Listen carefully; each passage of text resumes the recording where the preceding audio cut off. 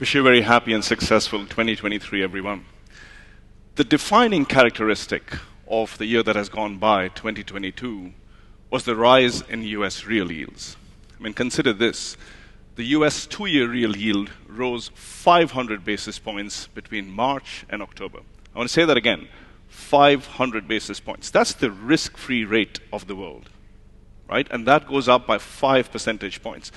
This is the kind of move you see not in 6 months, not in a year, not in a decade, but in a generation. So it was a generational move, and every asset you trade, whether it's Australian mining or it's European equities or it's Brazilian credit, whatever you trade was impacted. In fact, almost 100% of the moves in markets were defined by US real rates. So as we start 2023, it's really essential that we understand where the risk-free rate of the world is going, how it impacts our total returns across every asset class, and how it also impacts our asset allocation decisions.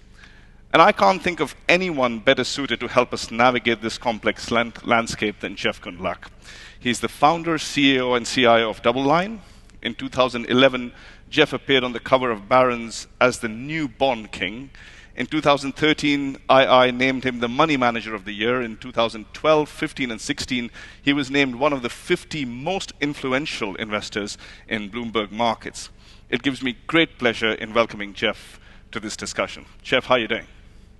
I'm doing fine. Thanks for having me. Thank you very much. So this is what I thought we could do. In the next 25 minutes or so, I'm going to ask you questions relating to your worldview on economics, but more importantly, your asset market calls. Bonds, equities, credit, FX, how you're thinking about each of these.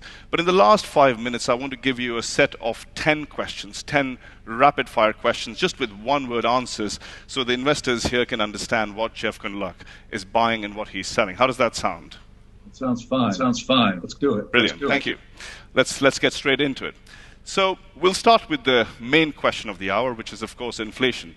Now, when you look at US fixed income markets, when you look at inflation break-evens and what's being priced, the market is being priced for 2.9% inflation in the US by the end of 2023. So already a significant decline, but perhaps not enough. We heard from Bill Dudley earlier, who said that the decline that we are seeing in goods prices right now is necessary, but not sufficient for the Fed to change its mind.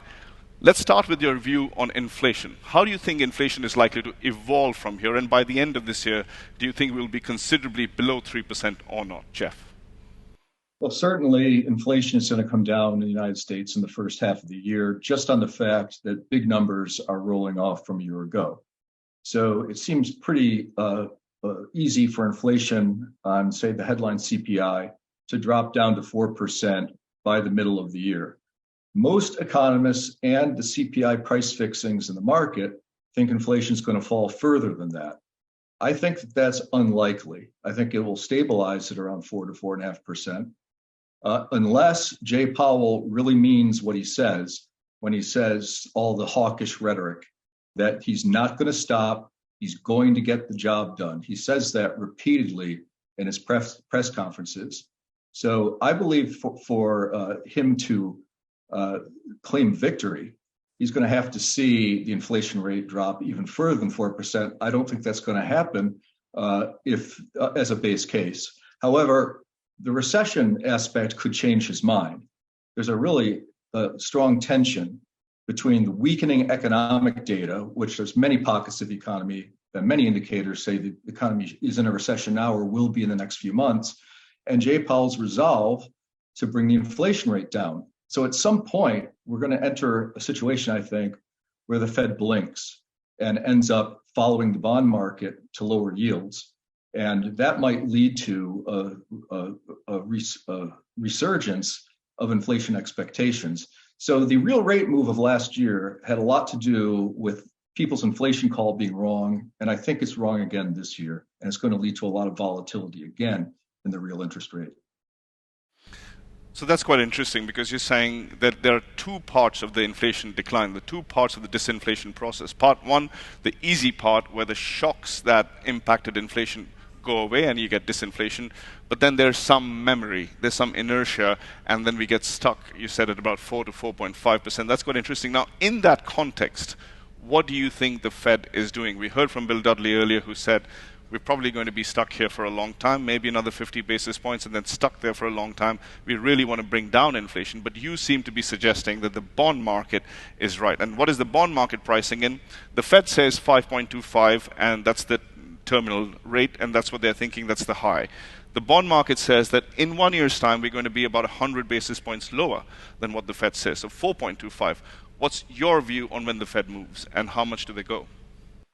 Most people have the Fed and the Treasury market backwards. Most people think about the Fed is in charge of the Treasury market.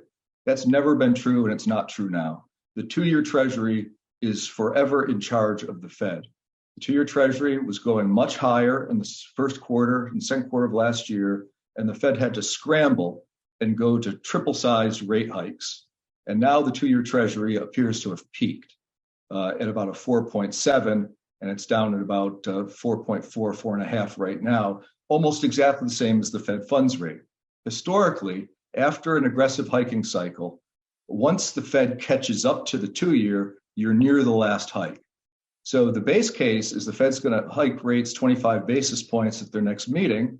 And I believe the data will be weak enough that they might have to go on pause right there. And that's the message from the 2-year. And I think that's what's going to happen. If the Fed bucks the historical trend and keeps raising the interest rates, they'll be cutting them in the second half of next year. So let me press you a little bit on that. The median pause from the Fed in the last 50 years has been about 19 weeks. So let's say that the Fed goes on hold. The last hike is somewhere in late Q1. By when do you think the Fed is cutting? 19 weeks, if we go back to history, that would probably bring us to somewhere between mid Q2 and late Q2, Q2, Q3. Do you think that's the time the Fed starts cutting? I think that's right. Obviously, data dependent. It's everything's always data dependent, but the data is softening, and the last piece of data that looks robust or close to robust is the labor market, the jobs market. But the jobs market is always the last indicator to go. What investors should look for is when the unemployment rate in the United States goes above its 12-month moving average. It's almost always exactly coincident with the onset of recession. Right now, the unemployment rate is at 3.7. 12-month moving average is at 4.0 and probably coming lower. It won't be long before the unemployment rate crosses over. In fact, the Fed's own forecast is that the unemployment rate is going to cross over, but they're trying to play it differently this time. They want the economy to be more observably and clearly and convincingly weakening. And I don't know if they're going to be able to pull that off, because that would lead to the destruction of the Fed put. If the Fed really overstays its welcome beyond those 19 weeks, what they're doing is committing to destroying the Fed put on risk assets. And that is going to be very difficult for the markets to swallow if that happens, because the Fed put is what got the valuations to be so high 1 year ago. And as high as the stock valuations were 1 year ago, the bond valuations were much, much worse 1 year ago. So the best thing that's happened actually during 2022 is we have the most interesting fixed income opportunity in probably about 10 years of putting together a portfolio that doesn't have a lot of risk, but has 3 or 4 times the yield of the equity market. So that's really interesting. I mean, your points on inflation and labor market both suggest that these are lagging indicators, right? So all policymakers keep talking about how tight the labor market is, but this is a lagging indicator. There's data out there that's telling us that the labor supply, which is what most people think is the tightest part, participation rate declining, immigration declining, even labor supply is beginning to improve, because the latest immigration numbers have actually seen a pretty large surge all the way to 2017. So based on your view on the Fed, based on your view on the economy, you have already said this, but I just want to make it quite explicit. You think this is time to load up the truck on fixed income. You think this is the time to buy bonds aggressively. Please correct me if I'm misrepresenting you. 1 year ago, in my flagship bond strategies, I had the lowest interest rate risk or duration of all time. Now, I've extended the duration in those funds by from a duration of about 2 to a duration of about 6. And I've been doing that with longer dated treasuries. And I wouldn't do that if I didn't think it was a good idea, obviously, as a fiduciary for my investors' money. And so I do think that even the long treasury market serves a role finally for the first time in years for an overall investment portfolio, because it finally has the hedge capability against risk assets again, because it's completely possible for the long-term treasury yield to drop from around 4% on the 30-year treasury down to about 2.5% if the economy gets really weak because the Fed overstays their welcome. And that helps to hedge investors in the bond market from some incredible yield opportunities compared to just 18 months ago. 18 months ago, you had to leverage junk bonds 50% and hope you get zero defaults to get a bond fixed income yield of 5%. You have to leverage junk bonds to get no defaults. Today, it's very easy to put together a double B, triple B type of fixed income portfolio. There's credit risk there. It's sensitive to economic stress, but you can get a yield of about 8%. Put that together with the long bond in the mix that suits your risk appetite, and you've got something that's going to have reasonably low volatility, even if the Fed changes its mind a few times during the year, and a yield that is higher than we've seen in 10 years in the bond market. It was very miserable for the last few years as a fixed income investor, and finally it's become interesting and exciting again. So I think there's a very good opportunity in bonds. I certainly think it's a better opportunity now versus equities by a very long distance than it was 1 year ago today. Right, and before we go to sort of more detail in that asset allocation question, also the question on credit, again, I'd just like to press you a little bit more on which tenor you're buying, because there's not a lot of term premium out there. We have seen a significant bear flattening of the curve. In other words, the 2-year has underperformed the 10-year. Usually after this bear flattening, you see a bull steepening in that the 2-year outperforms the 10-year. So at this minute, are you ready to load up on the 2-year, or are you ready to load up on the 10-year? We like parts of the credit market that are more around 3 to 5 years, married with longer term treasury bonds, because the shorter term credit securities have wider spreads than we've seen in a long time, and they're spread off of reasonably high treasury yields compared to recent history. And also you get paid back relatively quickly, which helps to decrease your credit risk. We buy a lot of securities that amortize. So commercial mortgage-backed securities, consumer receivables, parts of the securitized markets that might have lives of 2 to 5 years. And the prices are down so much because the yields are up that you have quite a rapid pullback to par as long as you have reasonably good credit fundamentals. So the price at which you buy credit in the bond market is incredibly important and not well enough understood by investors. A year ago, to buy credit, you were buying bonds at 104 cents on a dollar that pay you back par or 100 over a few years. Those bonds have almost no return potential because they're callable in many cases. Their payback will accelerate if rates fall. And so your interest rate will have to be reinvested even lower. But now those bonds are down at prices of 85, 75, in some cases 70. And the pull to par becomes extremely powerful. So you end up getting current returns that are quite high unless you go into a severe recession. But the severe recession part of it is partly mitigated by the pull to par, but also is offset by those longer term treasuries that an investor would own that would rally substantially and offset the losses. So you want longer maturities in treasuries and more intermediate securities or tenors in credit. Right. So in terms of the asset allocation decisions, you've been quite clear. You want to be underweight equities. You want to be overweight fixed income. However, within the fixed income space, let's just get a little more clarity on whether you like government bonds or actual credit risk, because it doesn't seem that there's a lot of credit risk on offer. When we say we like IG bonds, about 75% of that risk right now is duration risk. So really, we are taking more duration risk. So within duration risk and credit risk, which one would you prefer if one had to force you to pick one? I would not be buying corporate bonds, investment-grade corporate bonds. I don't think there's a way to win.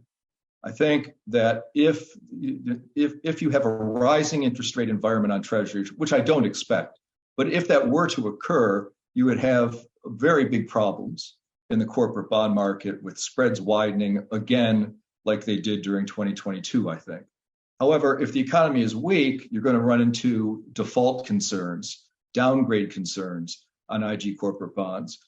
The part of the corporate market that I like the least is the one that I liked the most 1 year ago, which is floating rate bank debt. I liked it last year because I thought the rates were going to go higher and defaults were not going to materialize, and that was correct. This year, I think the rates are more likely to go lower, so your coupon is going to drop and defaults are going to go up. So I don't like that very much at all. Junk bonds, just straight below investment grade junk bonds, are moderately attractive, I think.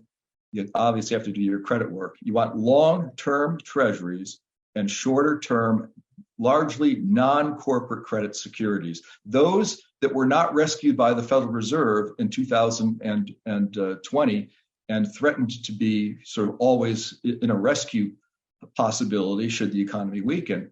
These other areas of the market, securitized receivable assets, which have become quite large markets, are much less risky, I think, than corporate bonds, and they yield more. The mortgage market was a disaster in the global financial crisis, the non-guaranteed mortgage market. It is now the safest area of the entire credit bond market because home prices are up 40% over the past 3 years. So prices can fall on housing, and I think certainly they will, but these homeowners that took out these loans 2 years ago, they will still have substantial equity and will not default. So you're getting the yield of a credit security and the risk that is very much the same or slightly elevated from treasuries. And those securities yield about 8%. So these opportunities did not exist last year, 5 years ago, and they're back again. And this, in this case, some of them don't appear to have anything close to the recessionary risk that we had prior to 2007. Right. We heard from Bill Dudley in the first panel and from the second panel from UBS CIO on how they're thinking about recession risk. So let's not talk about, we've already covered a lot of ground on the macro part of that. Let's talk a little bit about the stock market, how you think about earnings, because most people would say if we are going to get a recession, we're going to get a shallow recession. The problem with that argument is that first, your nominal GDP drop is going to be significantly more than your real GDP drop. Right? And that's what matters for earnings because inflation is also coming off. Second, when you compare it to previous past recessions, today's margins level and today's valuation levels are much, much higher. So is it enough for us to say, oh, it's only a shallow recession and therefore I don't need to worry about earnings or I don't need to worry about equities? Or do you think that there's a serious downside still in the equity market? How far do you think we are from the low? Well, I think that earnings have to be marked down. And this is pretty typical for this part of the economic cycle. They've started to mark the earnings down, but they're going to get marked down further. I think that earnings need to be adjusted down more than most other people do. I think they need to be adjusted down about 15%. And that's going to be a problem with real yields staying kind of where they are during the first half of the year, I think. And then the earnings going down, just seems to me that your price is going to have to follow the path of the earnings. And for that reason, I think that the parts of the market that led on the way up rotated, the stock market rotated basically in the second half of 2020, and they're away from the FANGs, away from growth towards value, and even more Europe, better performance if you take out the currency than the S&P 500. The FANGs have completely given it up. The FANGs are now substantially underperforming the rest of the stock market, but not enough. I think most of these meme stocks, these FANGs, now it's Meta, so there's no F in there anymore, but I think they have to drop at least another 30%. Right, so we're nowhere close to the bottom. Let's talk about the rest of the world a little bit. So my colleagues from Europe were gloating that European equities have actually done much better than US equities despite everything that's been thrown at them. Clearly, as we speak, the TTF price, the natural gas price in Europe is coming down quite hard because of the weather out there. Now, do you think this is a time where we should be thinking about European equities over US equities as perhaps a longer term trend than just what happened last year? Would you be buying European equities here relative to the US? I bought European equities 18 months ago, selling S&P 500. And for a long time, it didn't do anything. And now it's started to work. I would stay with European equities, but they're not the most exciting to me. I think the emerging markets are the most exciting right now because the dollar has peaked and they're cheaper. They're so much cheaper at the United States.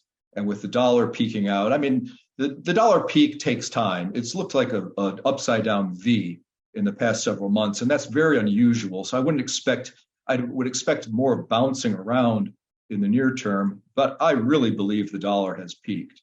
And that means that this decade-long or 15-year-long world-beating performance by the US equity market is over.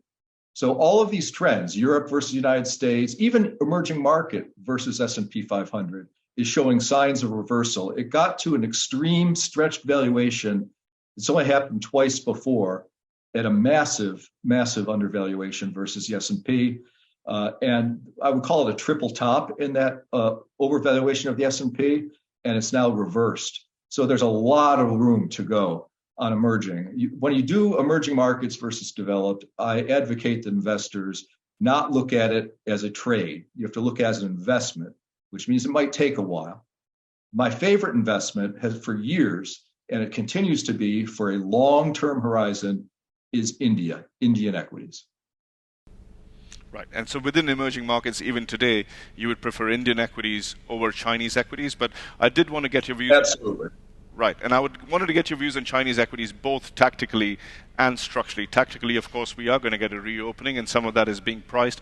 But what about structurally, given the fact that we have a different set of objectives from Chinese policymakers, apparently, to what we used to have 5 years back? Do you think there's still a structural case for Chinese equities in your portfolio?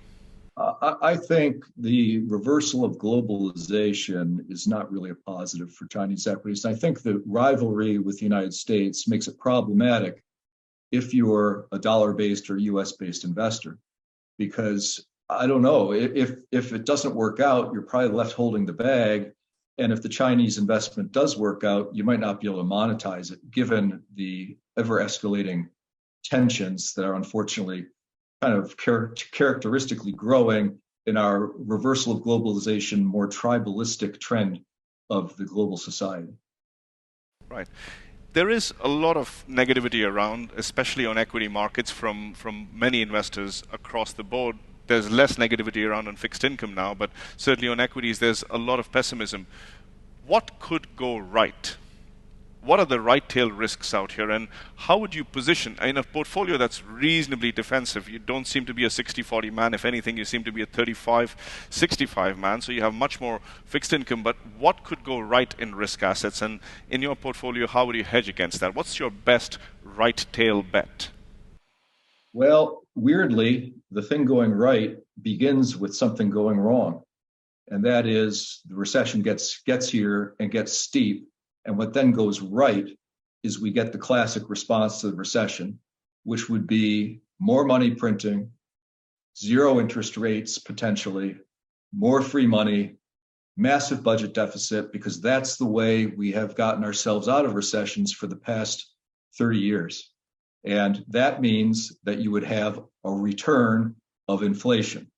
And so that's a weird way of saying positive, because equities, the one thing about equities is they can go up if there's inflation. So that's the one thing that I guess could go right. What I would suggest investors do is stay defensive for now, but try to every day that you wake up, say to yourself, I'm not going to take a mine shaft decline in the equity market as a reason to sell. I'm going to take it as a reason to buy once we get the Fed and the Treasury pivot, which I fundamentally, thinking economically, think it's a horrible long-term idea, but it's a method that we're committed to, and it has reversed declines in 2018 and 19 and in 2020. And the magnitude of that stimulus, my belief, would be so substantial that it would cause an inflationary revival. So that's a weird way to say something good, but it's a potential opportunity going as we move later into 2023. Right, so we're still very much in a world where bad news is still good news. All right, sir. So we've come to that part of this discussion where I'm going to throw you these 10 rapid-fire questions. The first 5, I'm going to give you a security, and I'm going to give you 2 prices. You're going to tell me in a year's time which price it's going to be closer to. Please, if you will, Jeff. So we'll start with the US 10-year yield, and I think I already know the answer out here. It's trading at 3.7% right now. US 10-year government bond trading at 3.7%.